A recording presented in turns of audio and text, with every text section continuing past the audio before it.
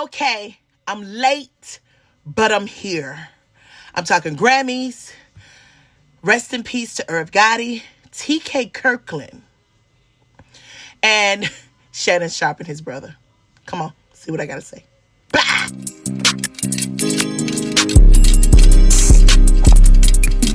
Yeah. The people are cutting up. Hello, everyone. I'm back. I'm Miss Tia from the Miss Tia and Robin Show. Could anybody tell me why the streets is making it to the internet? It's crazy out here. We gotta really figure out what we're gonna do on this internet because I'm not feeling safe with the stuff, the streets coming to the internet. But hello, thank you for joining me. Once again, I am Miss Teal. If you have not subscribed to any of my platforms, which is Instagram, YouTube, who else it is over X, subscribe. Thank you so much for subscribing. I got some great topics. I got about 20 minutes because I got a group today, so I can't stay long. I want to talk the Grammys. Shannon Sharpe. I think I may talk about T.K. Kirkland, and rest in peace to Irv Gotti. Oh my goodness. I was that girl in the late 90s, early 2000s where music went crazy. But anyway, I want to start with the Grammys. I don't want to hold you long. I said I got 20 minutes. If you haven't subscribed, make sure you subscribe. The Grammys. Finally, the Grammys were black, right? It was interesting looking at people finally having this moment that the Grammys finally turned black. Now, everybody was upset about it. God damn, you can't win from losing with y'all. You know that, right? You can't win from losing with you. Something wrong with you guys. Shout out to all the winners. Beyonce, Dolce, Kendrick Lamar. I wrote down some people. Wait a minute. I wrote down some people. Chris Brown. I think, and all the Disney stars. And the reason why I'm saying that because I noticed that a lot of Disney stars are now musicians who's winning Grammys. How you feel about that? Do you feel like they need to stay in their area as being actors? Now they're coming over and winning Grammys in the music department. You know, my daughter was like, Mom, you can't be like that. You know, you got to allow people to express their artists, right? So, okay. But I really would have loved to see a Summer Walker win a Grammy, right? Come on. So, you know, some of those girls that really take the art form of music serious. So I would have loved to see other people win. But, you know, it's the Grammys. But I love that it was black. I think Jaden Smith had the perfect outfit on when he had on the black house. The Grammy at this point was considered very black. I really loved it. I liked his outfit. I think now since we noticing about statement pieces on the red carpets, we're not so offended. You remember when China did the Black Swan, right? Everybody critiqued her because we didn't understand the language of fashion, right? So to see Jaden Smith do this time, I liked it. I understood the assignment. It was very good. Kendrick Lamar swept. Y'all know I'm a stan, but not a stan that I'm stalking him. Now, I'll be honest with you. I never want to meet him and Beyonce. I just want to admire their artistry and who they are as artists and enjoy their craft of music. And I think I just want to stay right there. I never want to meet him. Beyonce won Best Album or Album of the Year. Once again, everyone was very unhappy. Me personally, y'all know me. I told y'all a couple of episodes back that I love the Billie Eilish album. I thought it was one of her greatest masterpieces, which I think Billie got a lot of time to grow. So she would have that moment again. So, but that was my favorite. But listen, to the queen, honey. It was her moment as well, and she deserves it. I did a video on my channel. Go over and watch it. I think it says, where is Beyonce going next in the genre? And I felt like she was going in blues and rock and roll. I can see her doing that. You know, you have to watch Beyonce. She kind of tell you her next move through her dressing, the way she hold her hands, her body language. So when you saw her at the Grammys, she wore this old modern bluesy type of thing with the big fur, with the vintage dress. So this is why I came up with, I think she's moving in that genre. And let me tell you something, being from the South, the blues is the South R&B. Okay? You go up in any club right now where I'm at, they play the blues like it's R. Kelly. I'm not a blues. I tell people, you blues me, you lose me. Certain songs, I like King George. I like the new guy, the Armani guy, because those are line dancing songs. And if you're from the South, y'all know line dancing is a key staple in the South. You'll get 100 people on the floor doing the same dance, the line dances. Come on. So, you got to understand that part of music. And this is what I love about music. Music is so broad. And I love that Beyonce is moving throughout the music and the genres to even show light on stuff that you guys probably wouldn't understand. Especially if you're up north, right? If you come down south and you see the people line dancing and they value the King Georges and people like that, like they're a high state, you guys will look at them like, these country motherfuckers. But it's the music genre. The music business is so big. It's so, it's a plethora of platforms in music that, to be honest with you, I really like what Beyonce is doing. I had to think about it. I was like, what is this girl doing? But then as I looked and I watched for a while and I saw that she was really showing light to different aspects of music, I said, that bitch is a genius. So I really like what she's doing, and I hope that she moves into the modern blues section, because I do believe there's a lot of artists that is very good and could use some exposure. And if Beyonce could come down here and do that, ooh. So shout out to Beyonce. I think I'm finally getting what you're doing, sister, and I kind of like it. I kind of like seeing how Beyonce is stretching her tool of artistry. I think it's wonderful. I think all artists need to pay attention to that and go beyond their normal. Let's say you always been in R&B. I think Chris Brown could do it. I think Chris Brown could be one of those artists that can stretch his abilities and go into different situations. I really believe Chris Brown can do that. It's very few artists that I do believe that can do it, but I believe Chris Brown is one. Let me see. Who else I think? Because recently, great artistry have been put on the back burner, right? So I do believe we're coming into a time where all of this is coming back around. Money Long. Even though I saw on the internet that she wasn't happy about writing different songs for different people, but I think she need to kill that and show her pen everywhere.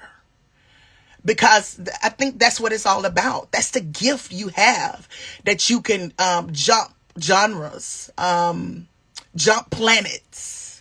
Okay, I ain't finna go there with y'all, 'cause y'all ain't ready for this. So that was my thing about the Grammy. Shout out to Kendrick Lamar. He deserved every one of those. You had a lot of haters talking about even he didn't deserve the different awards he got, whether it was for writing, Song of the Year. I do believe Not Like Us should be the anthem for June 19th. I said that. It should. Make that the anthem. They not like us.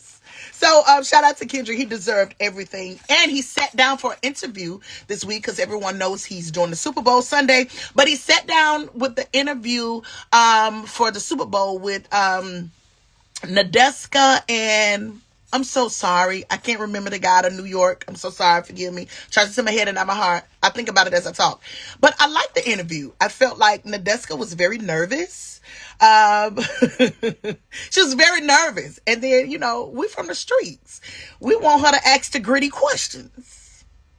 Do you like the nigga or what?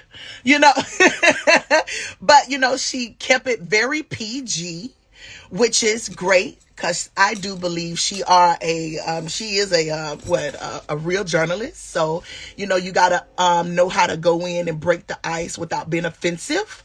So, she might didn't need me up there. But I would have asked, Mr. Morale being one of my favorite albums, what made you record an album that way, being the time was so sex? How did you manage to break outside of that box, the norm, or not do the following thing and do the Mr. Morale? That was more like a self-reflection type of album that wasn't popular among a lot of people. But me being a love fan and a person that's out here in the streets, to me, that was a letter for the streets to say, go and get help. We all come from terrible spaces, and that album to me was like a mirror to the streets saying, man, we messed up. Some of us ain't got daddies, and this is the results to not having daddies, or we don't know how to handle certain situations, and these are the results. So to be honest with you, I think Mr. Morale need to come back around, republish it, because I think right now the atmosphere is really Mr. Morale atmosphere. Like back then, that Drake moment, all that, it was so sex. It was so destructive. I wouldn't say destructive, but it was more of just being into your body. It was that. It wasn't so much of let's cure our mind, let's heal our heart and our mind. So those are some of the questions that I probably would have asked Kendrick about that. But anyway, one day maybe I'll get my chance to my interview. I got somebody. Okay, one of my next topics. This is what I love: the Shannon Sharpe. I don't know if you guys seen that, but recently, Shannon Sharpe, his brother Sterling, pro football player, he introduced him into the Hall of Fame. They are the first pair of brothers inducted into the Hall of Fame. Is this a DEI moment? And was this a true introduction? When I looked at Shannon Sharpe, you know what he reminded me of? Something that a lot of people in this community go through. It was survivor's guilt. I heard an interview about him a while ago where he talked about how he admired his brother. A lot of things that he did, it was because of his brother. So I think Shannon Sharpe got a lot of survivor's guilt, like a lot of us do, when we are chosen or picked to be more successful than our peers or our sisters and brothers, relatives, right? So to me, I felt like this was like a guilt kind of trophy, or, it just didn't feel like it was a real, like he accomplished it on his own. It felt like, bruh, I'm in this position now. I'm finna give you this because, you my brother. It wasn't really nothing he did on his own. And I don't know. I hope I'm not saying the wrong thing, because I try not to do too much downing when I give my perspective. I try to do mostly of saying, what do you think about this kind of moments? But when I looked at Shannon Sharpe and I knew his history of saying he felt bad that his brother didn't receive as many accolades and as much as he did, I feel like he got survivor's guilt. And that's a thing in our community. We have survivor. I don't think we pay attention to that. We don't pay attention to that. You can have survivor's guilt amongst your friends. Some of your friends could be, you could be more successful than your friends, especially if y'all came up together, right? And the whole idea is we all gonna make it. And it's only you that make it. We get this survivor's guilt type of thing. But I want to move on. I just want you to look at that. But shout out to Shannon Sharpe and his brother, right?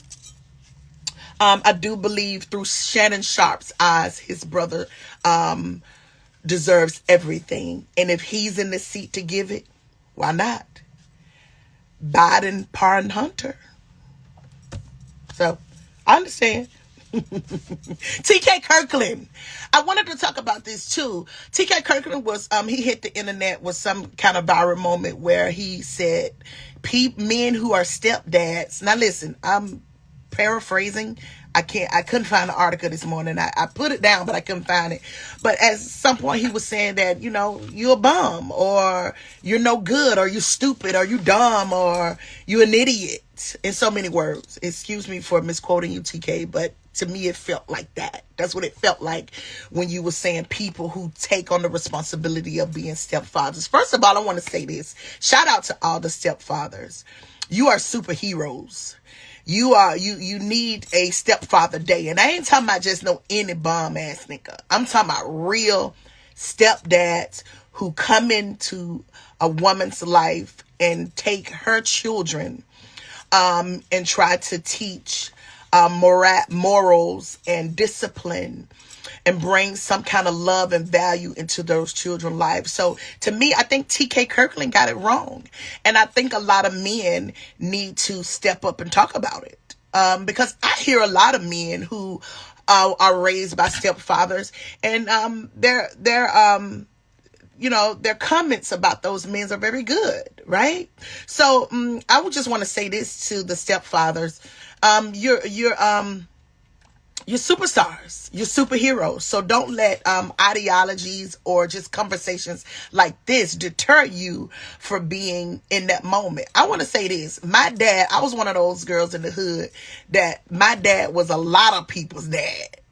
And I had to share my dad throughout as long as I can remember with a lot of people in my neighborhood and even my sister's children. Because their fathers didn't step up, right? So I had to be backseat for a lot of people to allow my dad to be that voice in a lot of people's ears. And I don't complain about it because, when you that dad in the neighborhood is only like one or two of you good ones, that's how it goes where we grew up. You everybody dad in the neighborhood. And a lot of people looked up to my dad, and he was able to speak wisdom into a lot of people's lives as I was growing up. So it really didn't offend me seeing my dad. Sometimes I've had to allow everybody else to have a moment with him. So once again, shout out to the stepdads. I just want to say, don't listen to TK Kirkland. Oh, but he is with all his children's. He is the husband of his children's wives, right? He got a wife, right? Is he in the children's life? Okay. Shh. Be quiet. He should be talking. Okay, I got 15 minutes. And I want to talk about this. Irv Gotti, rest in peace to Irv Gotti. Man, I always talk about the 90s era was the best era to me in music. And I remember when Irv Gotti and Murder Inc. came on the scene. What? To be honest with you, I was one of those girls. I would come home every day from off the bus, run and watch Rap City, and wait for Juvenile, to come on, and watched it climb from just some people out of Louisiana, New Orleans, to becoming the #1 video every day. So this was my moment. Every day I got off the bus, I came home, I watched MTV, Yo MTV Raps, BET. Like, this was my growing up. This what taught me, right?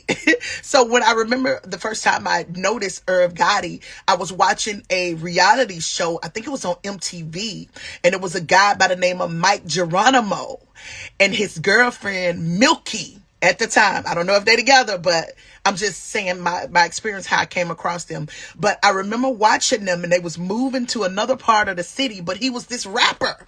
He was this up-and-coming rapper, and Irv Gotti was his manager, producer, label, something like that. So this is my first introduction to Irv Gotti. I remember that moment. I got memory like an elephant, right? That's what they say. I can remember a lot of stuff, but I remember that introduction to Irv Gotti then. And then as we watched them throughout the music, their music history and moment in music, you got your Ja Rules, you got your Ashantis, your DMX, a plethora of people that came, and Irv Gotti was a big staple in that time, in that moment, as producing, as a key voice in the music at that time. Now, I don't know how did they chose these kids at this time, but he was one of the ones who had a great voice in music. I got 10 minutes, I gotta go.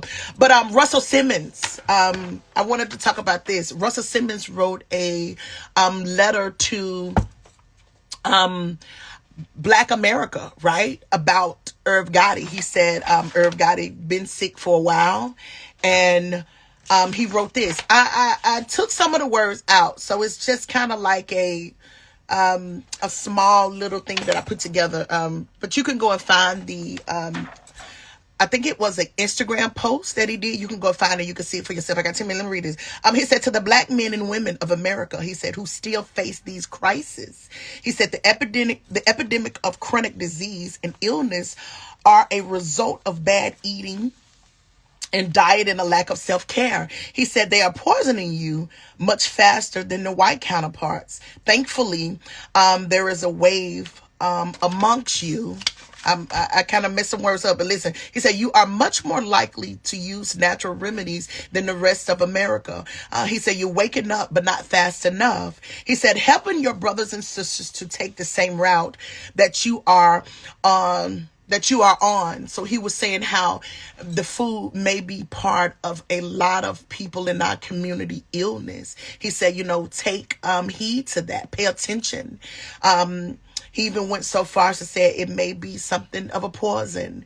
And I just think I wanted to talk about that with the Irv Gotti. My father passed of diabetes as well. So I watched him go through the same thing. But at the end, he said, rest in peace, Irv Gotti. And I think in our community, this have always been a thing. Black men have always been to where their health is on the back burner, and it may due to cause they have to take care of the family. They have to go out and survive. But I wanted to say, just like Russell Simmons said, you guys, we got to take care of ourselves, even women. And I think now it's going to become very hard to be able to go to afford a doctor. So the initiative that we can take maybe back from some of the foods that may be deemed that's bad for us. So that also would be something that I think the community need to speak more about, the different foods. Certain groups in our community already don't eat the pork and the beefs and the stuff like that. And I think a lot of us need to take heed to that now and pay attention to that and maybe get on that bandwagon, because a lot of us won't be able to go to the doctor. But if we can do simple things as watching the way we eat, dieting, and exercising, I think that's going to be a big key to the community. So I like that Russell Simmons did that. And I wanted to say rest in peace to Irv Gotti.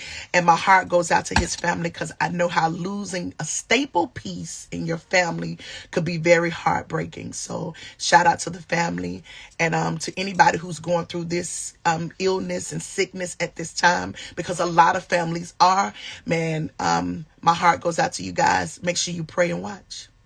All right, I gotta go. Y'all have a good day. Bye.